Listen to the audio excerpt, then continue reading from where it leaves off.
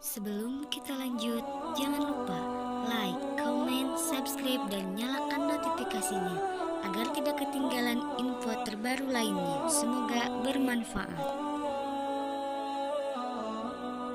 Pangannya di poin Yesus disalib, di Kristen dibilang disalib, nah disimpangkan, saya nggak tahu disimpangkan oleh siapa, maaf, karena ini di kitabnya Bang Juma itu bilang tidak disalib. Penyimpangan ini, apakah Bang Juma melihat ini seperti yang Bang Juma jelaskan tadi? Hati-hatilah, akan ada yang menyimpangkan seperti yang Bang Juma nyatakan tadi. Terima kasih. Baik, sederhana Bung, Al-Quran datang justru menerangkan itu, bahwa yang disalib itu adalah oknum lain. Nah, kalau Anda ingin mengkaji lebih jauh tentang materi ini, tolong kaji lebih jauh, apakah Tuhan yang menginginkan pembunuhan terhadap Yesus atau iblis? Apakah salib itu karya Tuhan atau karya iblis? Itu kuncinya.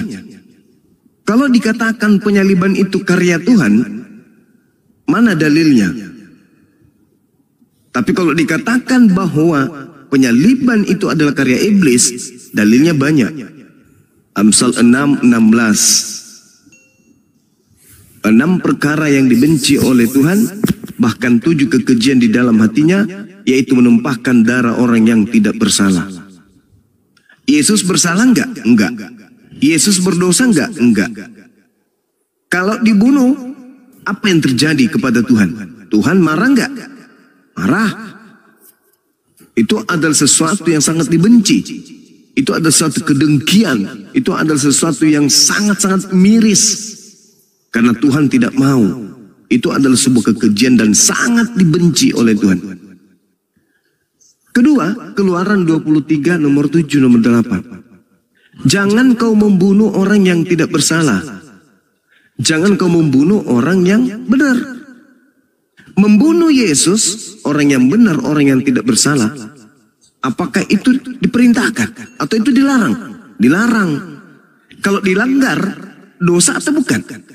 Dosa. Nah, ketiga, di dalam Yohanes 8:37, ketika Yesus ingin dibunuh, apakah Yesus mengiyakan? Tidak. Yesus mengatakan bahwa orang yang ingin membunuhnya adalah anak-anak setan. Orang yang ingin membunuhnya adalah anak-anak setan. Itu yang ketiga. Yang keempat, di dalam Ulangan 22, di dalam Galatia 3 nomor 13, Paulus sendiri yang memberikan indikasi kuat bahwa Kristus telah menebus Kristen dari kutuk hukum Taurat dengan jalan menjadi kutuk. Sebab ada tertulis, terkutuklah dia yang mati di atas tiang salib. Di mana tertulis? Ulangan 21 nomor 22 sampai nomor 23.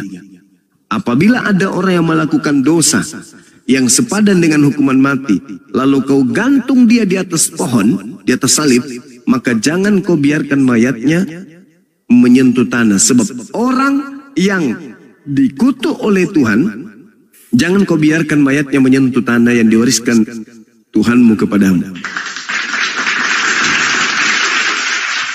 Berarti yang digantung di tiang salib ini adalah orang yang dikutuk Tuhan. Sedangkan Yesus itu adalah orang yang dikasihi. Dia adalah jalan kebenaran yang hidup. Kok dia dibunuh? Apa alasannya dia dibunuh? Satu-satunya alasan yang dia dibunuh itu adalah karena orang Yahudi tidak ingin bangsanya dirampas oleh orang Roma. Mana dalilnya? Yohanes 11 nomor 45 sampai nomor 57. Orang-orang Yahudi berunding, orang Farisi, mahkamah agama, semua berunding, imam-imam kepala berunding. Bahaya kalau Yesus ini dibiarkan berkarya. Dia akan banyak mendapatkan pengikut. Untuk itu, dia harus mati. Maka mulai hari itu mereka sepakat membunuh Yesus. Yohanes 11 nomor 53. Kenapa mereka harus membunuh Yesus? Karena kalau tidak, maka orang Roma akan datang merampas tempat suci mereka dan bangsa mereka. Maka imam kepala Kayafas tahun itu juga bernubuat, Yesus harus mati demi bangsa Israel. Itu yang menyebabkan mereka membunuh Yesus. Di dalam Matius 27 nomor 18 tertulis, Gubernur Pilatus berkata, mereka orang-orang Yahudi menyerahkan Yesus untuk disalib karena dengki, bukan karena dosa waris. Jadi, kalau Anda mengatakan bertentangan, tidak bertentangan. Memang bukan Yesus yang dibunuh. Coba Anda lihat. Di dalam Yohanes 14 nomor 30. Apa yang dikatakan oleh Yesus di sana? Kita baca sama-sama supaya Anda tidak mengatakan bahwa yang diserupakan yang menyelewengkan ajaran itu adalah Kristus palsu itu ada dalam Al-Quran. Tidak banyak lagi aku berkata-kata dengan kamu, sebab penguasa dunia ini datang. Tadi di Yohanes 12 nomor 31, penguasa dunia itu siapa? Iblis. Tidak lama lagi aku berkata-kata dengan kamu, sebab iblis ini datang dan iblis sedikit pun tidak berkuasa atas diriku. Yohanes 14 nomor 30, iblis ini telah datang dan iblis tidak berkuasa sedikit pun atas diriku. Artinya, iblis tidak berhasil kemudian menjadikan Yesus itu sebagai korban pembunuhan. Iblis merasuki Yudas. Apakah kemudian iblis berhasil melalui Yudas untuk menguasai atau berkuasa terhadap Yesus? Tidak. Berarti yang dibunuh di atas tiang salib itu bukan Yesus. Iblis sedikit pun tidak berkuasa atas diriku. Sedangkan yang mau membunuh Yesus itu adalah anak-anak iblis. Sedangkan Yudas itu juga adalah iblis. Di mana dikatakan Yudas itu iblis? Di dalam Yohanes 6 nomor 70. Bukankah aku yang memilih engkau yang 12 dan satu di antaramu adalah iblis, yaitu Yudas. Dan Yudas sedikit pun tidak berkuasa atas diriku. Yohanes 14 nomor 30. Yang terakhir, ketika Yesus berbicara, dia berbicara bukan kepada Kristen, dia berbicara kepada Bani Israel yang sesama dengannya. Waspadalah supaya kamu jangan disesatkan. Kamu di situ Bani Israel angkatan pertama muridnya. Sebab banyak orang akan datang dengan memakai namaku dan berkata, akulah Kristus. Dia akan menyesatkan banyak orang. Akan banyak orang yang datang kepadamu, datang ke abad pertama, datang kepada murid Yesus. Jangan katakan datang kepada Kristen. Justru yang datang kepada Bani Israel adalah Kristen. Kristen datang membawa nama Yesus dan berkata Yesus itu adalah Kristus. Dan mereka akan menyesatkan banyak orang. Nah, makanya Kristen ini menyesatkan orang banyak. Kenapa? Karena mereka didatangi oleh Kristus palsu tadi. Seperti itu bang, jadi bukan yang ada di abad ke-7. Kalau datang kepada Nabi Muhammad, itu adalah Jibril yang datang mengabarkan tentang kesalahan yang dibuat oleh orang-orang terdahulu terkait dengan Nabi Allah yang datang ke tengah Bani Israel, lahir tanpa ayah. Tidak ada ucapan Yesus, waspadalah kepada sallallahu alaihi wasallam. Gak ada. Tapi dikatakan waspadalah kepada Kristus. Kalau Anda berbicara mengenai Kristus di Islam, Nabi Isa atau Yesus tidak pernah datang kepada Nabi Muhammad untuk mengajar Nabi Muhammad. Wahai Nabi Muhammad, aku adalah Kristus. Kamu ini adalah Nabi terakhir. Itu nggak ada. Tapi kepada Paulus, Kristus mengaku. Di mana itu? Di dalam Kisah Para Rasul 22 dan juga Kisah Para Rasul 9. Akulah Yesus Kristus yang kau aniaya. Betul. Jadi yang menggenapi nubuatan Yesus tentang penyesat itu adalah, sekali lagi mohon maaf, Kristen. Demikian. Oke, terima kasih banyak bang penjelasannya. Shalom, selamat malam. Walaupun memang banyak yang Ya, bertentangan begitu, sekali ya dengan yang saya terima ya di pengajaran Kristen ya. Tapi ini penjelasan abang itu kalau saya simpulkan bahwa kayak sepertinya nih abang nih masih menerima beberapa bagian dari Alkitab, tetapi malah di poin pentingnya tidak menerimanya begitu ya. Saya anggap itu seperti itulah yang diajarkan di kitab abang, begitu ya. Gimana? Dari penjelasan abang yang tadi saya simpulkan, abang tadi banyak mengutip dari Alkitab, dari Taurat maupun dari Perjanjian Baru mengenai tentang Kristus. Banyak, berarti abang banyak memakai Alkitab itu, tetapi di poin paling terkuatnya, paling utamanya dari doktrin kekristenan itu, yaitu Yesus disalib. Di poin itu abang tidak memakai itu gitu.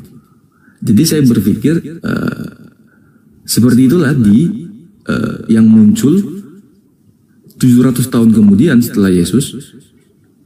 Ajaran itulah, seperti itulah ajaran yang muncul itu. Dengan seperti itulah dia meluruskannya. Begitulah yang saya tangkap ya, ajaran yang 700 tahun muncul itu. Dia menyimpangkan di bagian terkuat dari doktrin kekristenan, iman kekristenan itu. Di bagian lain dia terima, tapi di bagian situ dia tidak terima. Oke, saya tanggapi ya. Coba Anda masuk ke dalam Matius 24. Ketika Yesus dan muridnya kemudian berbicara secara pribadi, murid-muridnya di Bukit Zaitun bertanya kepada Yesus, "Guru, apa tanda kedatanganmu kelak?" Yesus berkata apa? "Tanda kedatanganku, kalau aku yang datang nih, bukan Kristus palsu. Pertama, seperti kilat yang menyambar dan bersinar dari timur sampai ke barat." Artinya seluruh manusia akan melihat laksana melihat matahari terbit sampai matahari terbenam. Ada nggak manusia di atas muka bumi ini tidak melihat matahari terbit dan terbenam sampai terbenam? Nggak ada kan? Artinya seluruh manusia akan melihat aku datang. Tanda kedua, matahari menjadi gelap, bulan tak bercahaya, bintang-bintang berjatuhan, kuasa-kuasa langit berguncang, dan aku akan nampak di tengah langit, seluruh manusia di atas muka bumi akan meratap, dan seluruh manusia akan melihat aku. Itu tanda kedatanganku. Selain itu, jangan kamu percaya. Matiusnya di data nomor 24, tepatnya di data 23 sampai nomor 26, apa kata Yesus? Jangan kamu percaya selain tanda tadi. Sebab apabila ada orang yang berkata kepadamu, lihat Yesus ada di sana, lihat Yesus ada di sini, jangan kamu percaya. Sebab Kristus palsu atau Yesus palsu dan nabi-nabi palsu akan datang dan menyesatkan banyak orang. Sekiranya mungkin dia menyesatkan juga orang pilihan. Camkanlah, aku telah mengatakannya terlebih dahulu kepadamu. Jadi apabila ada orang berkata ada di sini, ada Yesus di padang gurun, ada Yesus dalam bilik rahasia, jangan kamu percaya. Sebab sama seperti kilat menyambar dari timur sampai ke barat, demikianlah kelak nanti tanda kedatanganku. Itu kata Yesus, Bang. Pertanyaannya, apakah ketika ada yang mengaku Yesus kepada Paulus, tanda tadi sudah muncul? Matahari gelap, bulan tak bercahaya, bintang-bintang jatuh, dan seterusnya. Ada nggak tanda itu? Kalau tidak ada, apa kata Yesus? Jangan kamu percaya. Sebab yang datang itu adalah penyesat. Penyesat inilah yang mengajarkan Yesus yang asli disalibkan. Padahal Yesus yang asli itu tidak disalibkan. Dia terangkat ke langit. Apa buktinya?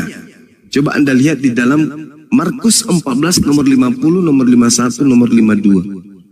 Ketika terjadi penangkapan terhadap oknum yang diduga Yesus oleh tentara Romawi, semua muridnya lari meninggalkan Yesus. Tidak ada yang tinggal. Lalu kemudian ada seorang pemuda yang menggunakan kain lenan yang berjalan di belakang yang diduga Yesus, yang sudah ditangkap. Ceritanya kalau zaman sekarang sudah diborgol nih. Tapi ada seorang pemuda di belakangnya berjalan. Yang 11 murid kan sudah lari tuh. Yang 11 murid sudah lari, sedangkan Yudas masih ada di situ di antara mereka. Tapi tidak diterangkan Yudasnya yang mana. Nah, di tengah-tengah kejadian ini, tiba-tiba ada seorang pemuda yang menggunakan kain lenan yang ingin ditangkap juga, dikejar. Lalu dia melepaskan kain lenannya dan lari dalam keadaan telanjang. Pertanyaannya, kalau yang mereka tangkap ini benar-benar Yesus, kenapa harus menangkap lagi manusia yang satu tadi? Kan sudah ada Yesus ditangkap. Kenapa harus mengejar yang satu lagi? Bukankah hanya Yesus yang menjadi sasaran penyaliban? Tapi karena mereka ragu itu Yesus atau bukan Yesus, maka dia mencoba menangkap pemuda yang menggunakan kain lenan tadi. Pertanyaannya, siapa yang menggunakan kain lenan sejenak sebelum penyaliban pada saat perjamuan makan terakhir, perjamuan terakhir? Yesus, di mana tertulis?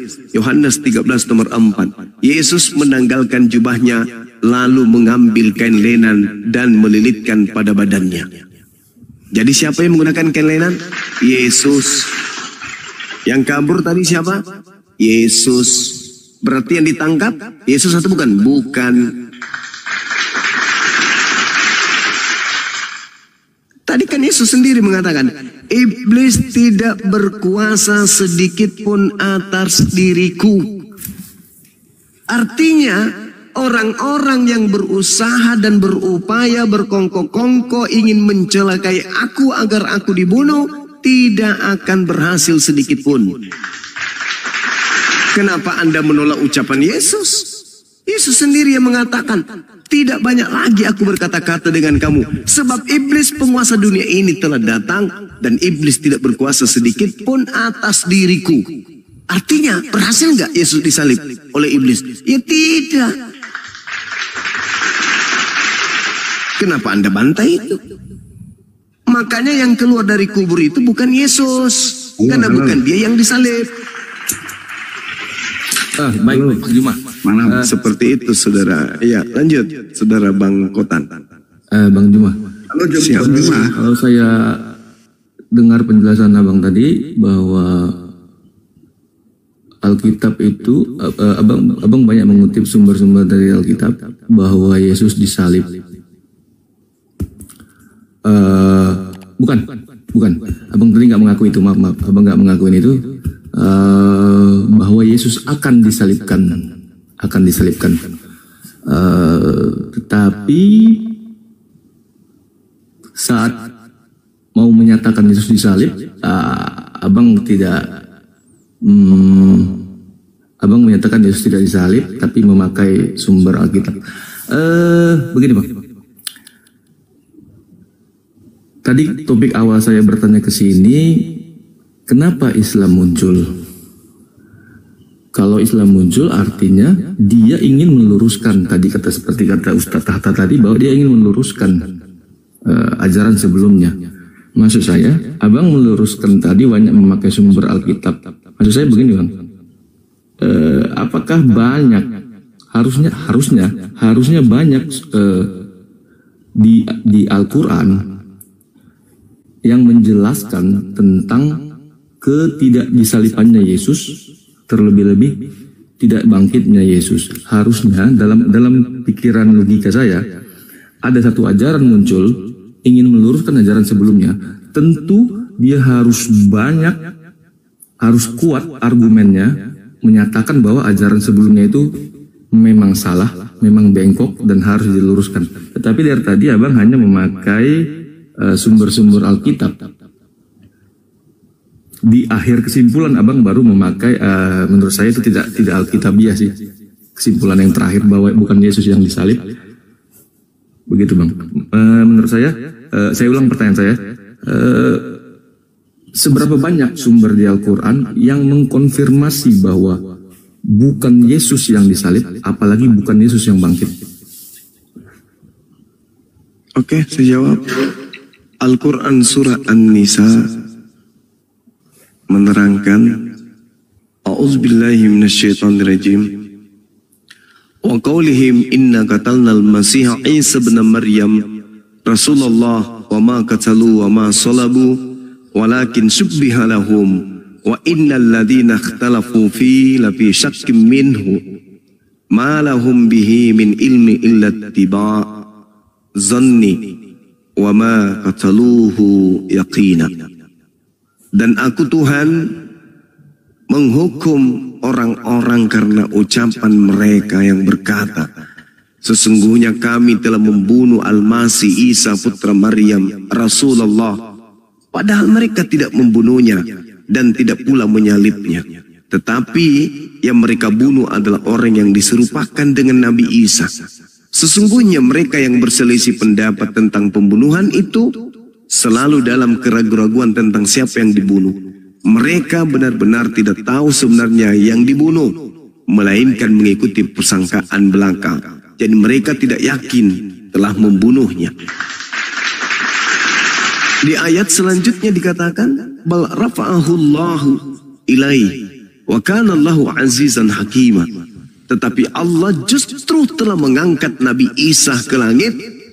Allah Maha Perkasa lagi Maha Bijaksana. Ayat ini sudah mewakili seluruhnya, karena yang ingin dipatahkan adalah Nabi Isa dibunuh. Al-Quran mengatakan tidak dibunuh, yang dibunuh orang yang diserupakan. Apa bukti bahwa yang dibunuh itu adalah orang diserupakan? Baca Markus 16 nomor 12. Lalu Yesus menampakkan diri dalam rupa yang lain. Kenapa Markus mengatakan rupa lain? Karena itu bukan lagi Yesus. Sudah rupa lain ini bukan Yesus ini. Tetapi supaya dianggap itu Yesus, maka dikasih narasi. Lalu Yesus menampakkan diri kepada kedua muridnya dalam rupa yang lain. Pertanyaannya, dari mana kemudian Markus tahu kalau itu adalah Yesus? Tidak ada. Markus hanya melihatnya, hanya menyatakannya, ini orang lain. Makanya dikatakan ini Yesus, tapi orang lain. Ini Yesus dalam rupa yang lain. Perselisihannya di mana? Kisah Para Rasul 25 nomor 19. Mereka hanya berselisih paham tentang seseorang yang bernama Yesus. Paulus, mereka mengatakan Yesus telah mati, tetapi Paulus mengatakan dia masih hidup. Berselisih paham. Ketiga yang tadi, keraguan-raguannya di mana? Ketika mereka sudah memborgol yang namanya Yesus, konon, kenapa masih mengejar yang lain? Itu karena mereka ragu. Yang mereka tangkap ini Yesus atau kagak, atau bukan. Kalau dia sudah yakin itu Yesus, untuk apa dikejar yang lain itu? Untuk apa? Untuk apa? Yang mau dibunuh dan mau menebus dosa Kristen ini yang mana? Kan Yesus. Lah sudah ditangkap, buat apa ditangkap lagi yang lain? Tapi karena mereka ragu, maka mereka melakukan pengejaran. Ini yang diterangkan Al-Quran saya. Dan itu diiyakan oleh Bible Anda.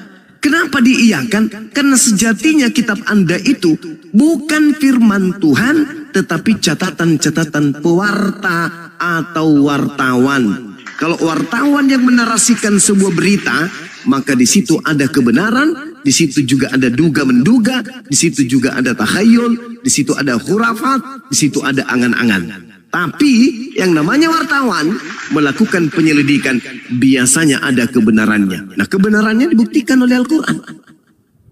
Yang mana yang Anda tantang di situ?